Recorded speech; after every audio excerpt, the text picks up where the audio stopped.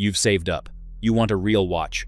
And somewhere between the mall display case and the Instagram ad and the guy at work who won't stop talking about his Rolex, you have no idea what you're actually buying.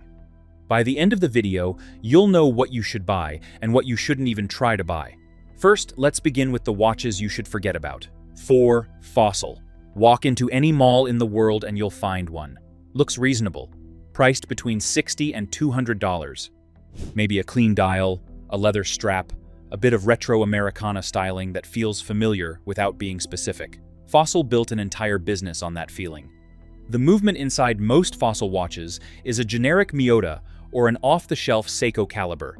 Movements Fossil didn't design, didn't develop, and didn't improve. They put them in a case, added a logo, and sent it to the mall. The crystals on most entry-level Fossil models are mineral glass, which scratches if you drop your keys on it. The bracelets are folded link steel, which means they're hollow, and they develop a rattle within a year of regular wear. None of that is scandalous on its own. Plenty of brands use bought-in movements at modest price points. The problem isn't the hardware. It's what you're being charged for when you hand over $150 for a Fossil. Here's the part almost nobody talks about. Fossil isn't just a watch brand. It's a manufacturing operation that licenses its production line to fashion houses. Armani Exchange watches? Made by Fossil. Michael Kors watches? Made by Fossil. DKNY, Kate Spade, Emporio Armani timepieces? Fossil. Same movements, same case quality, same mineral crystal, different logo on the dial, and in several cases, a significantly higher price on the tag.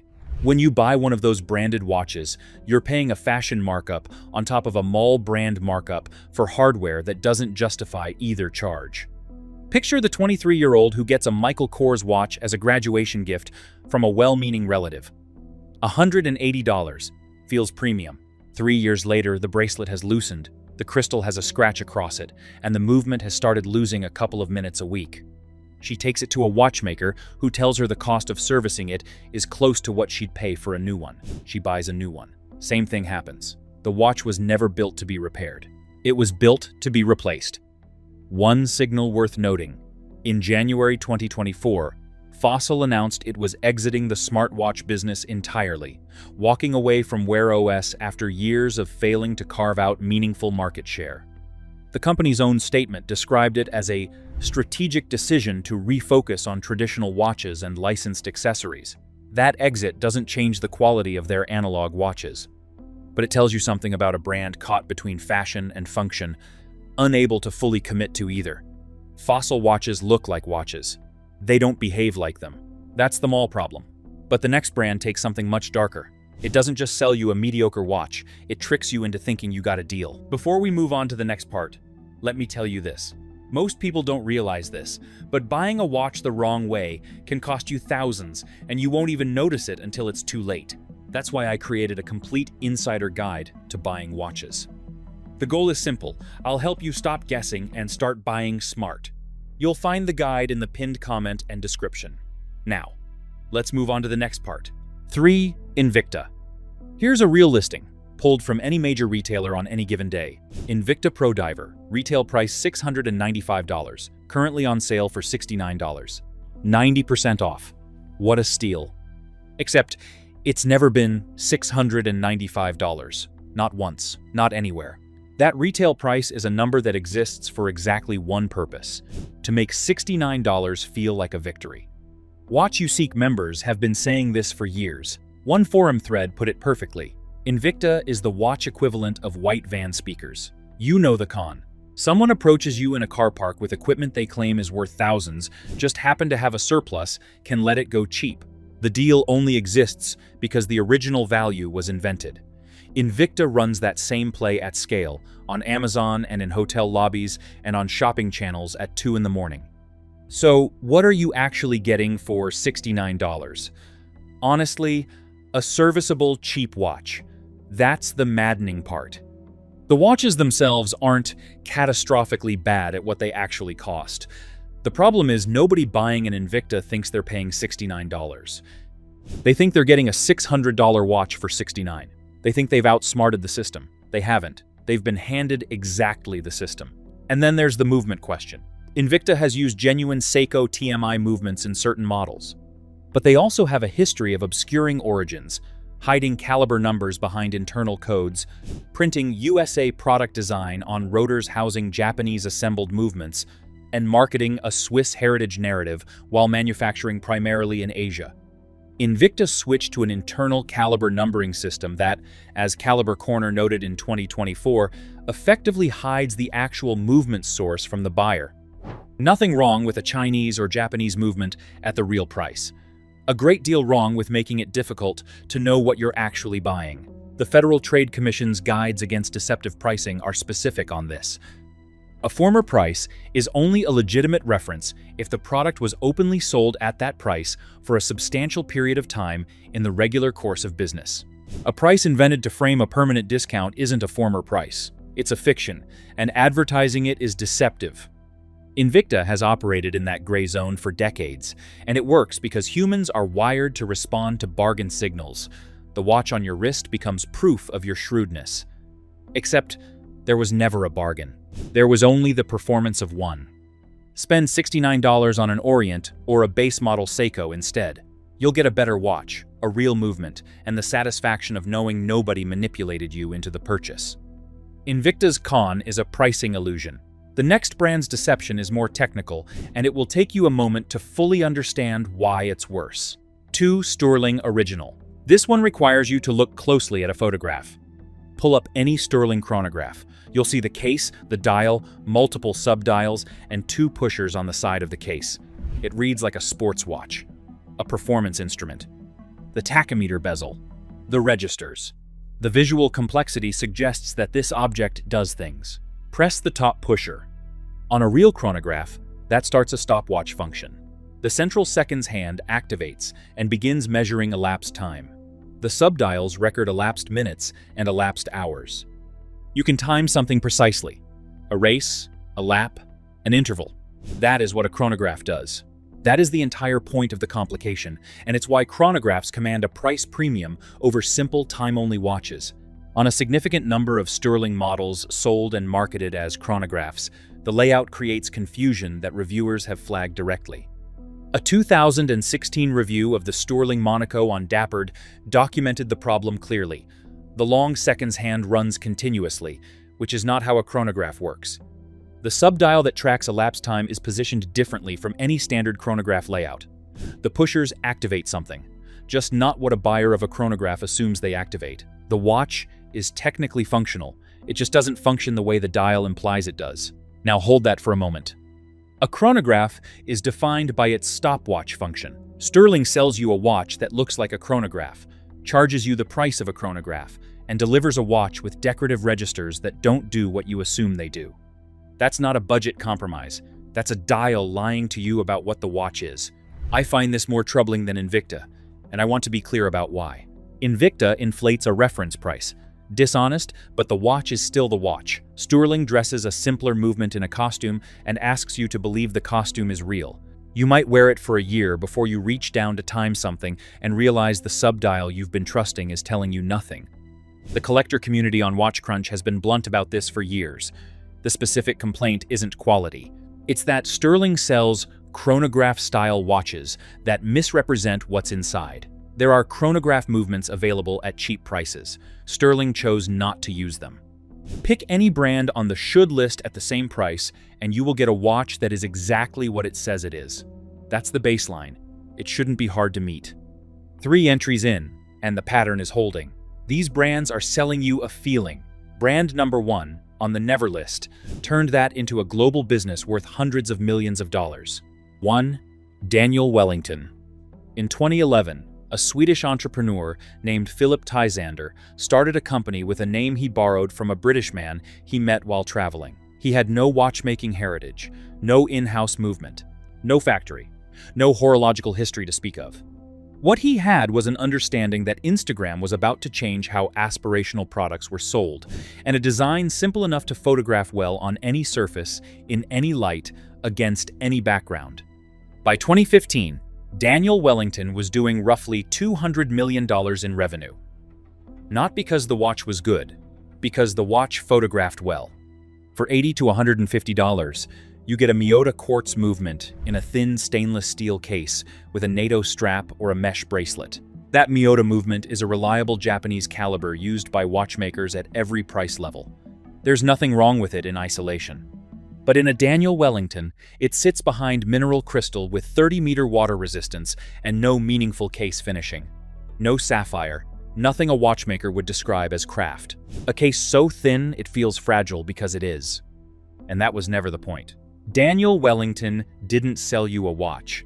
It sold you the performance of wearing a watch that looked right in a photo. Every influencer post, every discount code, every aesthetically arranged flat lay on a marble countertop, the watch was the prop. The content was the product. The audience was being sold the image of the kind of person who wears a certain kind of watch. Which is a legitimate business. Plenty of fashion exists that way. The problem is, the price doesn't reflect what you're actually buying. You're paying for the aspiration, not the object. And Daniel Wellington didn't stay alone. MVMT arrived with the same playbook: marketing first, movement last, influencer amplified. Movado Group acquired MVMT in 2018 for roughly $100 million, validating the model commercially while doing nothing to improve what was in the case. Forum members in late 2025 were still describing MVMT as marketing and slapping overpriced price tags on watches assembled from bargain bin parts, and separately accusing the brand of selling movements sourced from the lowest end of the supply chain. In November 2025, Timex Group acquired a majority stake in Daniel Wellington. Make of that what you will. The thing that stays with me on this one: Daniel Wellington didn't just sell watches. It trained an entire generation of first-time buyers to evaluate a watch the way they evaluate a photograph, by how it looks, not by what it is. That habit follows people into every watch purchase they make afterwards. They reach for the aesthetic. They don't ask about the movement. They don't ask what crystal they're getting. They don't ask what happens in 3 years when the case needs attention and there's no service infrastructure to call on. The watch looked good in the photo. The photo is gone. The watch sits in a drawer. Picture the couple who buys matching Daniel Wellingtons for their anniversary. Meaningful purchase. Thoughtful. $120 each. 2 years in, one has a scratched crystal and the other has a clasp that won't quite close properly. They go looking for a service center. There isn't one. The brand's answer is to buy a new strap. The watch itself is not designed to be maintained. It was designed to be purchased. That is the defining quality of everything on the Never list. The transaction ends at the sale. Your relationship with the watch ends shortly after. Has anyone here been burned by a fashion watch brand? Drop the name. We are done with the 4 to avoid. Now, let me tell you about 6 worth your money. The second half of this list is where things get interesting. 6. Casio G-Shock. Stay with me on this one. The G-Shock is not a luxury watch. It's not Swiss. The classic models cost somewhere between $50 and $100. It has a digital display and a resin case, and it looks exactly like what it is, a tool that tells time under conditions that would destroy everything else on this list. 4 G-Shock models have been awarded NATO stock numbers by the U.S. Armed Forces: the DW5600E, the DW6600, the DW6900, and the DW9052. A NATO stock number means tested and cleared for official government issue, the same category as boots, compasses, and medical equipment.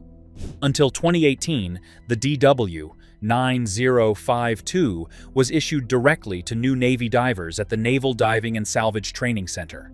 The DW6600 was a documented Navy SEAL watch photographed on the wrists of operators during training.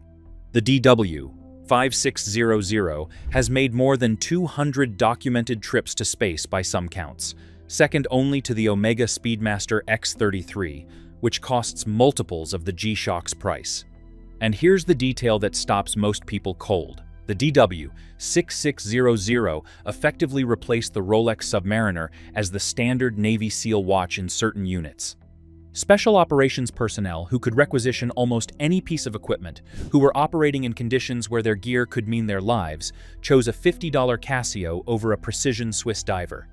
That's not a budget decision. That's an assessment. The original G-Shock design was created in 1983 by an engineer named Kikuo Ibe, who wanted to build an unbreakable watch. The basic design concept he arrived at that year is still in production today, 40+ years later, still passing the same drop and shock tests, still being chosen by people whose lives depend on reliable equipment. When something survives 4 decades without needing a fundamental redesign, that's not stubbornness. That's proof the design was right from the start.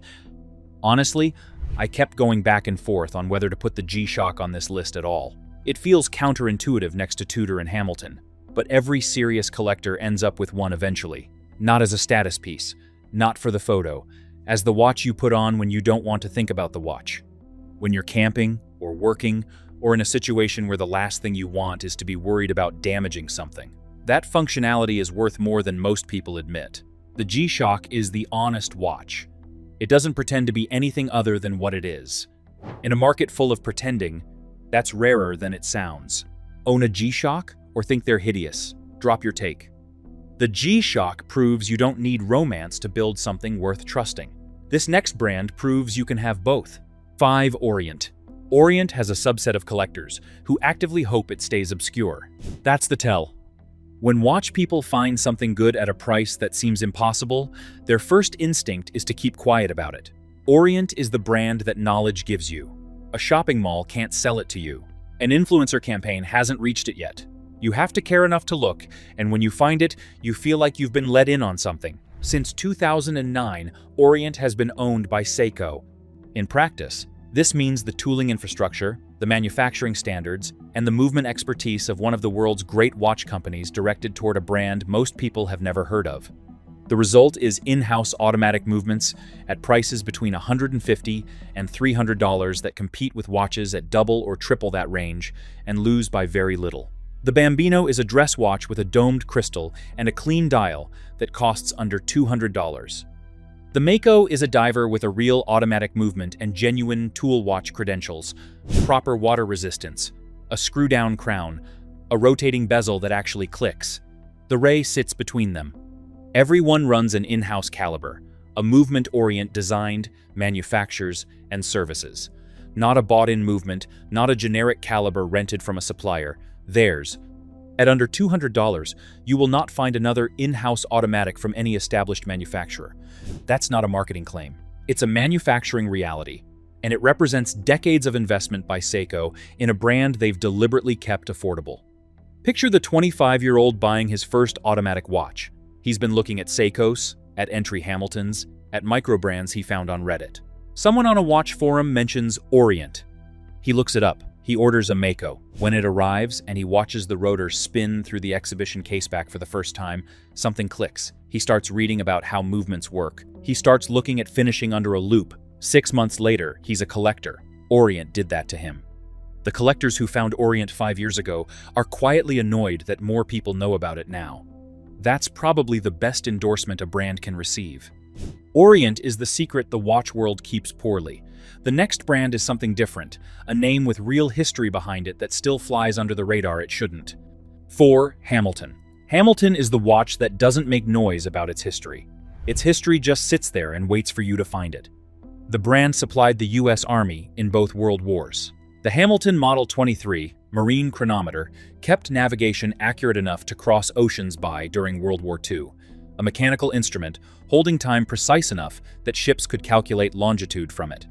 When aviation was still young and pilots needed instruments they could trust with their lives, Hamilton was one of the brands the US government turned to. The brand has appeared in more than 450 films over the decades, not because of product placement money, but because prop masters making period-accurate films keep reaching for Hamilton as the honest answer to what would that person have actually worn. None of that is being performed for you. It's documented.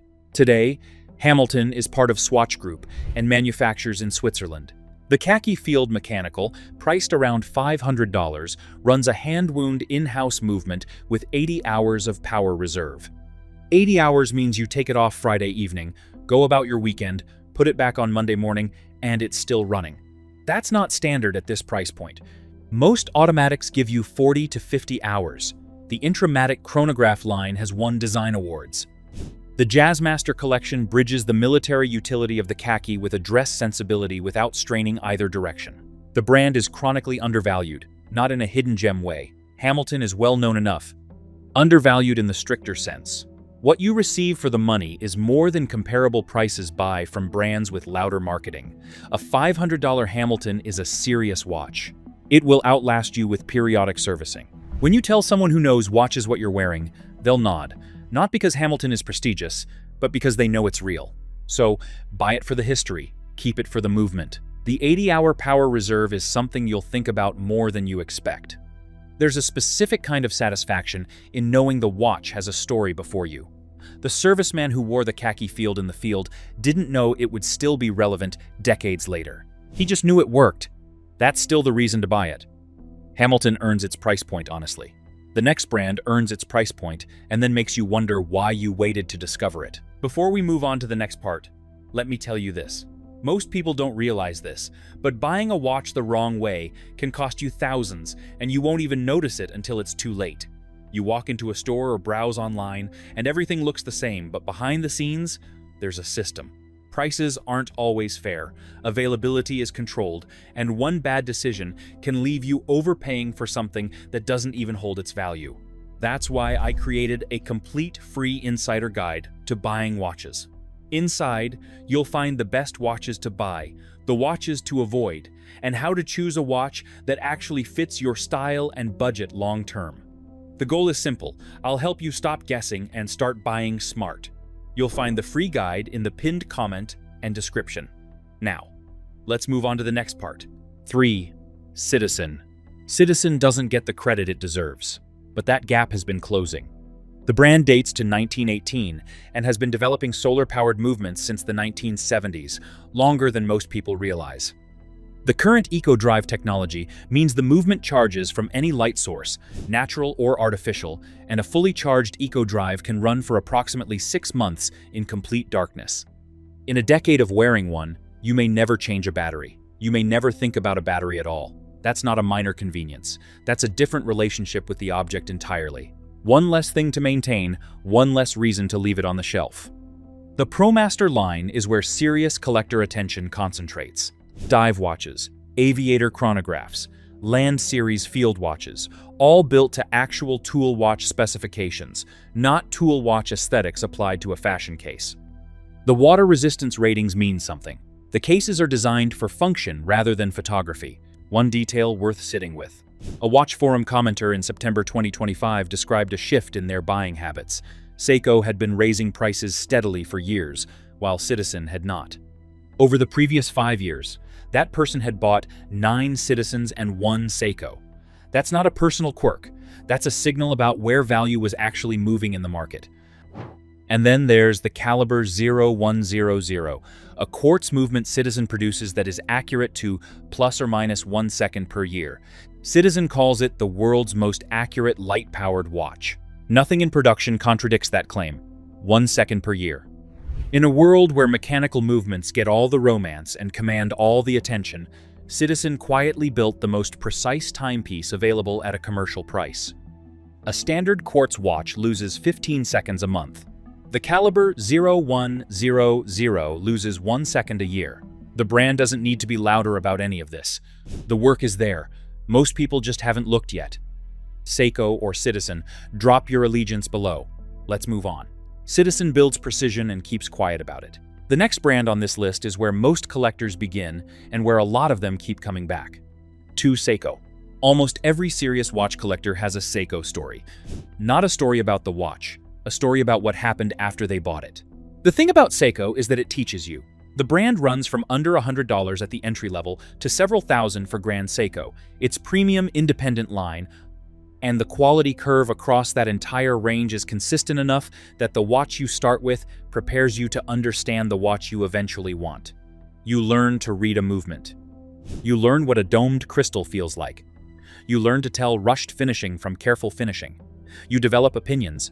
That's what Seiko does to beginners, and it's worth more than any single model in the catalog. The 5 Sports line starts around $200 and runs an in-house movement with hacking and hand-winding capability. In-house, $200. That specification, The brand designed the movement, manufactures it, and services it themselves, not common at that price from any Swiss maker. It reflects decades of Seiko building its own manufacturing infrastructure rather than outsourcing. The SKX007 was discontinued in 2019. On the secondary market in 2025, clean examples trade at roughly double the original retail price.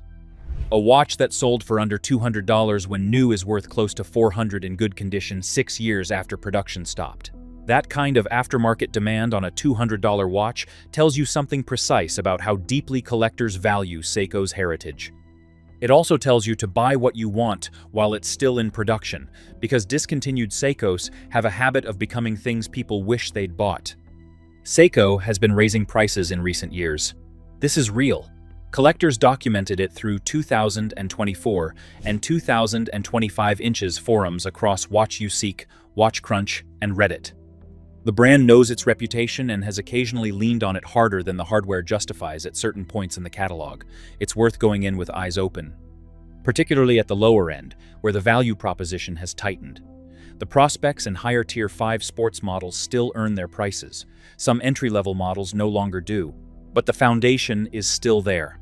The movements, the finishing, the depth of range. A Seiko Prospex diver in the $300 to $500 bracket competes seriously with Swiss tool watches at double the price.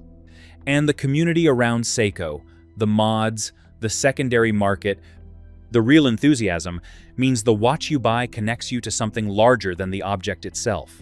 The story you tell about your first Seiko won't be about the watch. It'll be about what came next. The collector you met at a market who showed you his 62 Mas. The forum thread that kept you up until midnight. The second purchase you justified to yourself at 2 in the morning. Seiko starts something. Most watches just sit on your wrist and wait to be forgotten. Seiko is where most collections start. The final brand on this list is where serious collectors go when they're ready to spend on something that will last. One Tudor. 5 years ago, recommending Tudor as the thinking person's luxury pick was a moderately contrarian position. Today, it's collector consensus. Here's how that happened. For most of its history, Tudor was understood as Rolex's more affordable sibling. Same corporate family, shared infrastructure, less famous name, lower price. Until roughly 2012 or 2013, that was a fair summary. The brand used ETA movements sourced from the broader Swiss industry, and much of what it made felt Rolex adjacent rather than independent. Then, Tudor committed to building its own movements through a manufacturing arm called Kenissi, in-house calibers. Movements the brand designed, produces, and regulates itself. And for certain models in the lineup, Tudor pursued Midas Master Chronometer certification. Midas is the Swiss Federal Institute of Metrology. Master Chronometer certification means a movement has been independently verified for magnetic resistance, positional accuracy across 5 orientations, and power reserve consistency. It's the same standard Omega uses for its higher-tier movements. Not every Tudor carries it, but the models that do have been tested more rigorously than almost anything at comparable prices. The Black Bay 58 is the model the collector community keeps returning to. A 39mm tool watch with an in-house movement, genuine dive credentials, and a design language rooted in Tudor's own archival history. You can walk into an authorized dealer, try it on, and buy it the same day. No waitlist measured in years. No gray market premium distorting the price. No relationship-building exercise with a sales associate who needs to be cultivated before they'll sell you what you came for. You make an appointment, you try it on, you buy it, you leave with a real watch. By 2025, Tudor was holding around 12% of sales volume on Bezel, the pre-owned watch platform. That number is not just about popularity, it's about liquidity. Collectors buy Tudors, wear them, and when they want to move on, they can sell them without taking a catastrophic loss. Most fashion watches from the Never list have no meaningful resale value. Most DW or MVMT watches are worth close to nothing on the secondary market. There's simply no demand. A used Black Bay 58 still holds close to 75 to 80% of its retail value in good condition. Tudor had to earn its identity out from under the most famous watch brand in the world. That's a difficult position to be in. Everything you make gets compared to a sibling that many people treat as the definition of a watch. And Tudor's answer wasn't to distance itself from Rolex or to run from the comparison.